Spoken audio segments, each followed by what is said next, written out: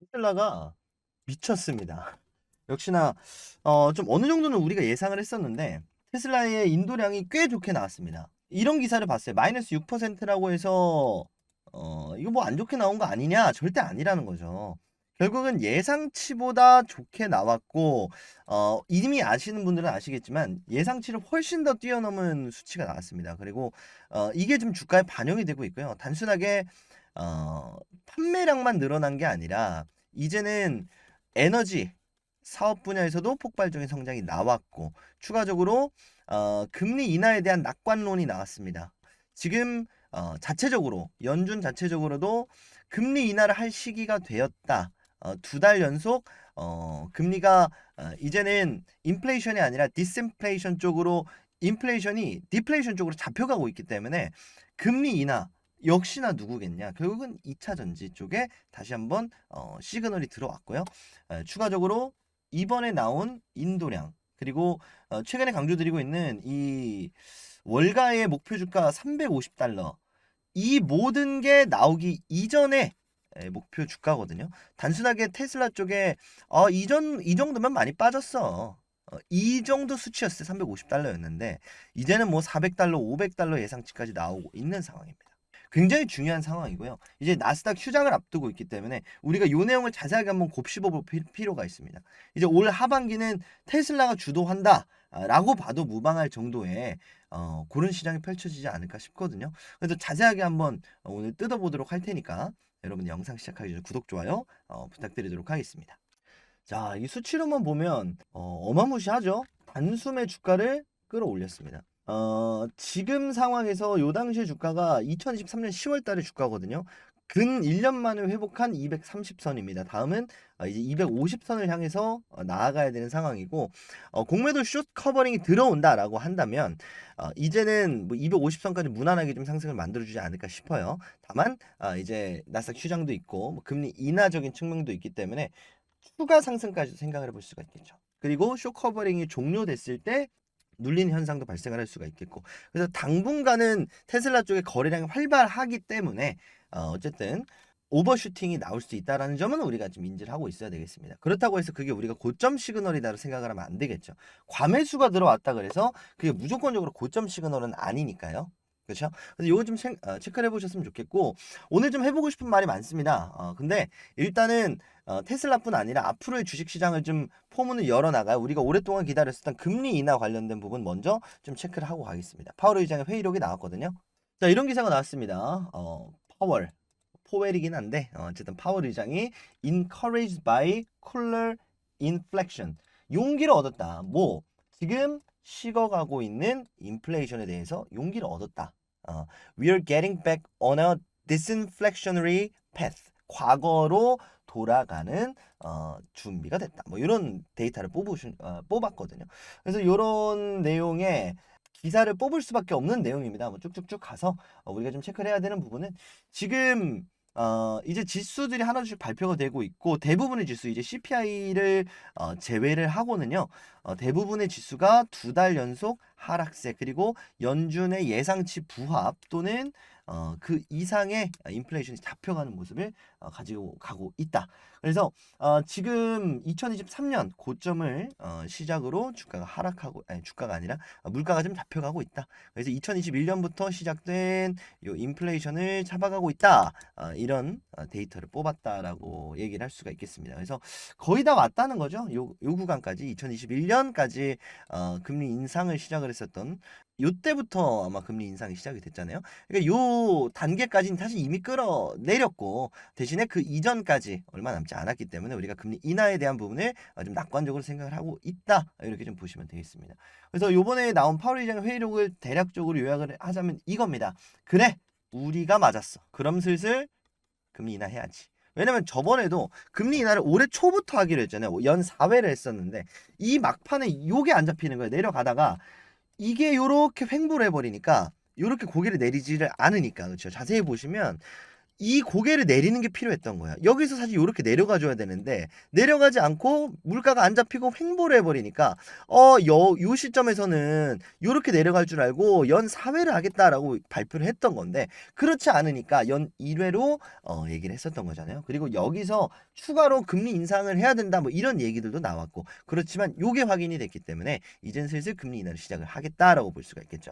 그래서 금리 5.5포인트를 유지한 지 꽤 오래됐고 지금 기업들도 상당히 위태위태한 모습이거든요. 그래서 요 기업들이 하나둘씩 살아나는 모습을 보이면서 다시 한번 기술주 위주의 상승이 나올 수 있는 그 금리 인하의 첫 번째 시발점이 아무래도 이제 7월 FMC가 있고요. FMC는 이제 5주에 한 번씩 열리다 보니까 7월 FMC 때 금리 인하를 시사를 하면서 이제 8월은 없습니다. 그래서 9월 FMC 때 첫 금리 인하를 하게 될 확률이 굉장히 높겠다. 이런 시장 분석이 나오고 있습니다. 그래서 9월 이후에 뭐 추가적으로 여기서 금리를 내렸는데도 물가가 잡혀가는 모습이 보인다라고 한다면 그 다음 뭐 11월 그 다음 뭐 12월 요런 FMC에서도 추가 금리 인하를 할 수 있겠다라는 기대감의 목소리까지도 나오고 있다. 이렇게 좀 생각을 해보시면 되겠습니다. 역시나 여기서 2차 전지가 하나의 강세로 자리 잡을 확률이 굉장히 높겠고요. 결국 금리가 내려갔을 때 최대로 수혜를 받았었던 게 2차 전지이기 때문에 반대로 금리가 올라갔을 때 최대로 피해를 입었다 이렇게 보는 게 맞을 것 같은데 그런 하나의 금리에 결국 전기차라는 새로운 제품을 구매하는 데 있어서 금리는 결국 직결적일 수밖에 없잖아요. 우리가 자동차를 그냥 우리나라에서만 비교를 해봐도 캐피탈 금리라든지 아니면 은행 금리가 자동차를 구매하는 데 있어서 부동산을 구매하는 데 있어서 직결적일 수밖에 없기 때문에 자연스럽게 부동산이라든지 2차 전지라든지 이런 우리의 생활 거주와 관련된 물품들 그리고 부동산도 지금 올라오고 있다는 얘기가 들리거든요. 분양시장 굉장히 핫하네요. 논외긴 한데 그래서 이런 부분들까지 우리가 좀 체크를 해볼 수가 있습니다. 요거 좀 시작이 됐다. 그래서 우리도 슬슬 좀 준비를 해야겠고 한국은행도 요거 맞춰간다고 했으니까요. 이제 우리나라 쪽 금리 신경 쓰시는 분들도 요거 한번 좀 체크를 해보셨으면 좋겠습니다. 테슬라 관련된 이야기를 하기 전에 요런 얘기들 많이 좀 걱정들을 하실 거예요. 뭐 테슬라뿐 아니라 2차 전지도 마찬가지일 텐데 이제는 사실 국내 장 시장에서도 테슬라와 연관된 기업들이 좀 다시 한번 좀 이 리밸런싱이 좀 되지 않을까 그렇게 좀 생각을 합니다. 자금들이 빠졌다가 유입되는 과정에서 사실 그럴 수밖에 없는 게 트럼프 대통령이 당선이 되면 2차 전지 쪽에 전기차 쪽에 안 좋은 흐름은 맞아요. 결국은 뭐 원유 기업들과 친한 것도 사실이고 결국은 경제를 당장 살리는 그런 정책을 펼칠 확률이 높거든요. 그러다 보면 결국 이제 전기차 관련된 시장은 좀 이제 푸시가 줄어들 확률은 높습니다. 근데 테슬라 같은 경우에는 절대 그게 아니거든요. 테슬라는 호재다라는 거야. 왜냐? 결국은 트럼프 대통령이 전기차에 대해서 부정적인 입장을 계속해서 발표를 했습니다. 근데 어쨌든 간에 트럼프 대통령이 굉장히 좋아합니다. 인간 대 인간으로서. 나는 전기차 좋아한다. 뭐 의례적으로 얘기를 했겠지만 머스크를 굉장히 좋아한다. 이런 얘기를 하면서 이제 전기차와 머스크가 둘 다 트럼프 대통령이 당선이 되게 됐을 때 나는 그렇게까지 탄압할 생각이 없어. 이렇게 피력을 하고 있고 더 나아가서 머스크 CEO를 정책 자문역에 앉히겠다라고 할 정도로 트럼프 대통령이 전 대통령이 지금 트럼프 회사가 있잖아요. 미국 쪽 회사에서도 이 테슬라 쪽을 굉장히 고평가를 하고 있습니다. 그래서 만약에 이제 테슬라가 쭉 간다라고 했을 때 오히려 뭐 대중 견제 이런 부분이 더 심화가 되면서 전기차 전체의 캐파는 줄어들 수가 있겠는데 테슬라가 오히려 혼자서 독점하는 그런 그림이 그려질 수도 있거든요. 미국 시장에서는. 그래서 테슬라가 오히려 뭐 바이든 대통령이 재선이 된다라고 했을 때는 지금 현 정책대로 그냥 보조금 받으면서 서서히 성장을 만들어 가겠지만 테슬라가 이 트럼프 대통령이 당선이 된다라고 한다면 급속도로 성장할 수 있는 하나의 에너지 원동력이 될 수도 있습니다. 어쨌든 테슬라 자체가 뒤에서도 설명드린 에너지 사업 쪽에서도 굉장히 낙관적이고 긍정적이고요. 추가적으로 뭐 AI 사업도 진행을 하고 있고요. 이제 로보택시 같은 이런 공격적인 컨설팅에 있어서도 충분히 지원을 받을 수도 있는 그런 현실이다. 그래서 뭐 절대 이제 트럼프가 됐다라고 해가지고 이거는 좀 그때까지만 봐야 되나? 대선 리스크가 있나? 이렇게 생각할 필요는 없습니다. 그리고 분명히 우리가 낙관할 수가 없는 게요. 이 트럼프 대통령이 또 전 대통령이 이 포르노 관련된 이 스캔들 재판이 종료된 게 아니고요. 연기가 된 겁니다. 그래서 요 9월 달까지도 우리가 어차피 체크를 해봐야 되는 내용이기 때문에 우리가 막 이제 너무 극단적으로 그렇게 생각을 하실 필요는 없을 것 같아요. 자, 그럼 본격적으로 실적 얘기를 좀 해보겠습니다. 테슬라 쪽에서 실적 발표를 이제 홈페이지를 통해서도 또 게재를 했는데 요거를 좀 가지고 왔습니다. 그래서 테슬라 vehicles production deliveries and dates for financial result 최신 결과고요. 테슬라의 탈 것 상품에 대한 그리고 그 외적인 것들에 대한 최종 발표다. 먼저 실적이다. 이렇게 좀 생각하시면 되겠습니다. 그래서 여기 보시면 quarter 4 이렇게 되어 있습니다. 4분기 2023년 4분기 실적 뭐야? 이렇게 생각하실 텐데 말 그대로 인도량이고요. 이때 주문이 들어간 거.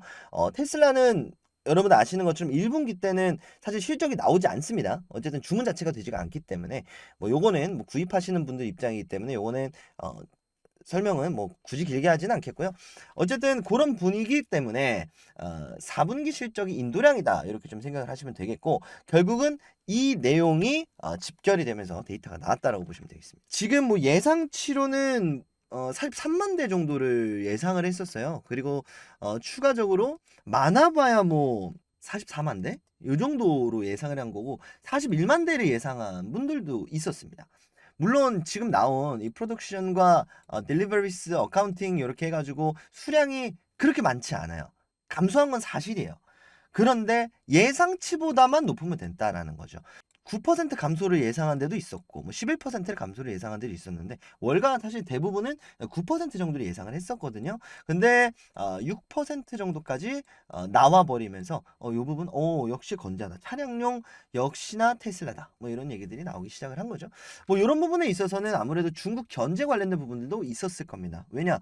이 중국 관세적인 부분이 아직까지도 뭐 유럽 쪽 관세 미국 쪽도 나올 것이고 근데 이 관세적인 부분에서 그러면 관세 붙기 전에 그냥 중국차 싸게 사면 되는 거 아니에요?가 아니라 결국 관세 때문에 중국 기업이 미국과 유럽 쪽에 진출을 하지 못하게 되고 그럼 어떻게 되느냐 부품 구하기가 힘들고 부품 구하기 힘들다는 건 어떻게 되냐 결국 이제 우리가 알잖아요 우리나라에서 외제차를 많이 구매하지 않았던 이유 지금은 뭐 벤츠라든지 BMW 많이 들어왔잖아요 대리점들이 그러니까 부품 교체가 원활하기 때문에 지금 가격이 많이 다운이 됐는데 보험료도 많이 다운이 됐는데 반대로 그렇지 않았을 땐 보험료가 비싸잖아요. 왜 비싸냐? 결국 부품을 해외에서 가지고 와야 되고 해외에서 가지고 와야 되기 때문에 보험료가 비싸지고 이런 개념이잖아요.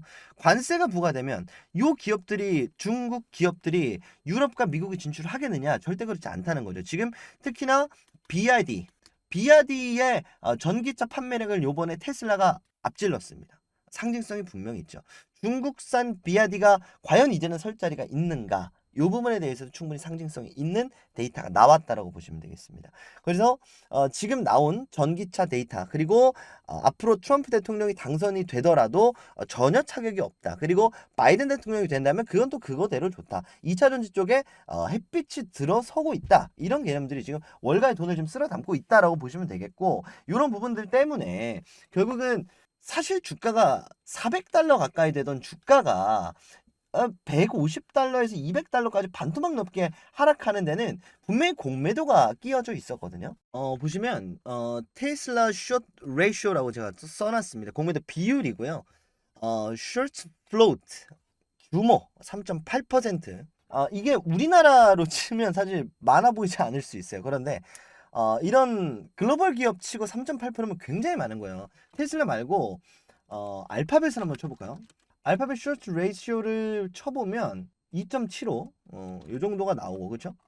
시가총액 1, 이게 지금 뭐 말이 1%지 규모로 치면 거의 몇백억이 공매도라고 좀 보시는 게 맞습니다. 그리고 이 공매도 중에서 빌 게이츠도 사실 마이크로소프트도 포함이 돼 있기 때문에 이런 부분에 있어서 또 일론 머스크가 엄중 경고를 하죠. 너네 공매도 이제 하지 마. 너네 우리가 이제 나오는 뭐 로보택시, AI 그리고 올 하반기 출시되는 전기차. 물론 하반기에 나올지는 미지수입니다만 어쨌든 요게 출시되면 너네 다 죽어. 공매도들아 너네 죽어. 이렇게 경고를 하고 있는 상황입니다. 그래서 실제로 쇼 스퀴즈가 나오면서 주가가 갑자기 이렇게 급등하는 모습을 보여줬죠. 실제로 차트 한번 볼까요? 자, 요때죠. 요때 인도량 발표되고 나서 쭉 이렇게 주가를 끌어올리는 모습을 보여줬습니다. 그래서 급격하게 이렇게 뾰족뾰족한 모습들, 이게 바로 공매도 스퀴즈들이 좀 나오고 있다라고 좀 보시면 되겠고, 공매도들이 청산이 돼야 되고, 그리고 그 규모가 아직 꽤 많이 남아 있습니다. 여전히 그래도 3% 초반대, 3% 초반대 남아 있으니까 이제는 스퀴즈가 됐던지 간에 커버링이 됐던지 간에 사실 스퀴즈가 나올 확률은 높지 않고요. 숏 커버링으로 현물 매수가 좀 들어올 확률이 높습니다. 그래서 이런 것까지 우리가 감안을 한다면 이제 테슬라 실적 발표 한 2주 정도 앞두고 있죠. 7월 셋째 주 이렇게 좀 예정이 돼 있는데, 요 전까지는 스퀴즈로 인해서 좀 과열 현상이 나타날 수도 있겠다. 그래서 저는 오히려 300달러까지는 금세 달성할 수 있다라고 봐요. 그런데 요 300달러 부근에서 뭐 실적 우려감 뭐 이런 부분들도 있을 수 있고, 공매도 커버링으로 들어온 물량들을 어느 정도는 엑시트를 하면서 좀 물량들을 커버하는 모습을 보여줄 수도 있겠고, 그래서 저는 이제 300달러 터치 이후에는 좀 내려오는 모습을 보여줄 수도 있겠지만, 실적이 막상 공개가 되고 나면 그 시기적으로도 로보택시가 또 8월이잖아요. 로보택시 굉장히 중요합니다. 키워드입니다. 이거 알고 계시면 되겠고, 로보택시까지만 사실 오케이가 나오면 하반기는 테슬라가 주도한다라고 봐도 전혀 이상하지가 않아요. 그래서 요 하반기에 로보택시가 나오고 추가적으로 뭐 사이버 트럭에 대한 실적이 하나둘씩 잡혀가면서 뭐 자율주행, 사이버 트럭, 이제 남은 키워드 뭐냐, 신형 전기차까지 하반기로 마무리를 짓는 이 하나의 메커니즘 좀 완료가 됐으면 좋겠습니다. 그리고 추가적으로 개발을 하고 있는 이 메가팩 사업이죠. 근데 메가팩 또한 지금 에너지 관련해서 전 세계적으로 전전긍긍하고 있는 상황, 그리고 특히나 2차 전지 쪽에 테슬라뿐 아니라 좀 위기감이다라고 좀 먹구름 드리웠었던 그 부분을 스스로 좀 해결을 하고 있는 그 메가팩, 이제 공장들이 하나둘씩 좀 들어서고 있는데, 이 부분에 대해서 기대감이 또 한 가지가 또 들어왔죠. 롤란 펄셔 씨가 공개를 했는데 표로 또 친절하게 만들어 주셨습니다. 테슬라 에너지 스토리지 디플로이드라고 해서 이렇게 공개를 해줬는데 수치가 어마무시합니다. 지금 보이는 것처럼 1분기 비슷했어요. 근데 2분기가 거의 3배 가까이 됩니다. 그래서 성장세가 말이 안 되고요. 추가적으로 공장까지 나오고, 추가적으로 메가팩 사업이 절대 테슬라에서 괄시되는 분야가 아니라 주력 분야 중에 하나잖아요. 이런 부분의 성장까지도 테슬라가 단순히 2차 전지 기업인 것이 아니라, 또 일론 머스크가 또 스페이스X를 또 알아달라고 또 이렇게 지속적으로 또 우주 산업 관련된 이야기들도 좀 얘기를 하고 있거든요. 이런 식으로의 테슬라의 급속적인 성장, 결국엔 적정 주가를 감히 매겨보라고 한다면 저는 500달러 그 이상도 제시할 수가 있겠습니다. 근데 결국은요, 그 안에 변수가 너무나도 많은 건 사실이니까. 그리고 역시나 이제 8월달 테슬라의 로보택시를 기점으로 이 부분이 굉장히 중요한 하나의 관점이 될 것 같은데, 이 부분만 성공적으로 공개가 된다면 지금 뭐 월가 쪽 애널리스트들이 350달러를 사실 제시를 했었잖아요. 그런데 이 부분이 이번 인도량이랑 에너지 성장세, 이게 전혀 반영이 되지 않은 주가거든요. 그러면 최소 400달러, 450달러까지는 우리가 이걸 좀 수정을 할 수가 있겠죠. 요거 더하기 뭐 트럼프 대통령이 됐을 때 뭐 리스크, 요런 부분들도 분명히 가만히 돼 있거든요. 요런 디스카운트적인 부분까지 우리가 감안을 하게 된다면, 그리고 공매도들이 상환되는 요런 데이터로 말할 수 없는 인간들이 하는 이 자연 환경들이 하는 이 경제적인 자연스러움에 만들어내는 요런 프리미엄까지 생각을 해보게 되면, 정말 이제 테슬라가 좀 날개를 펼 수 있는 그런 하반기, 그리고 앞으로의 성장에 있어서 굉장히 중요한 지금 시발점이 지금 펼쳐졌다. 그래서 오늘 한 줄 평은 늦기 전에 엔비디아를 놓쳤다면 이제는 테슬라가 될 수가 있겠다. 오늘 이렇게 좀 마무리를 하고 싶습니다. 그리고 이제 나스닥이 조기 폐장 그리고 휴장까지 앞두고 있거든요. 그래서 테슬라에 관심 있으신 분들은 조금 더 여유 있는 그런 시기를 좀 보내시면 될 것 같고요. 혹시나 이제 관련해서 뭐 국내장 나 왜 2차 전지는 안 올라? 이렇게 생각을 하시는 분들이 있는데, 다른 영상을 통해서 설명을 드렸지만 결국 이제 우리나라는 수주가 들어오기 시작을 했을 때 예, 그때부터 좀 상승을 만들어 줍니다. 그래서 테슬라가 올라간다라고 해서 시기 질투할 필요는 없어요. 결국은 테슬라가 먼저 가줘야 따라가는 거고, 엔비디아가 갔을 때 관련 기업들인 SK하이닉스, 뭐 한미반도체 그 아래 들어가는 소부장 업체들, 삼성전자 후발주자로서 따라갔잖아요. 테슬라가 먼저 가줘야 결국은 전 세계 2차 전지의 중심을 잡아줘야 되는 거기 때문에 같은 또 한마음 한뜻으로 또 응원하는 좀 건전한 건강한 주식시장이 주식 문화가 좀 됐으면 좋겠습니다. 어쨌든 세상을 바꾸고 있는 테슬라 앞길 저도 함께 지켜보도록 할 테니까요. 여러분들 구독, 좋아요 눌러주시고 앞으로 들어오는 소식들 여러분들께 보다 빠르게 정리해서 알기 쉽게 설명드리도록 하겠습니다. 오늘 여기서 인사드리고요. 전 다음 시간에 인사드리도록 하겠습니다. 감사합니다.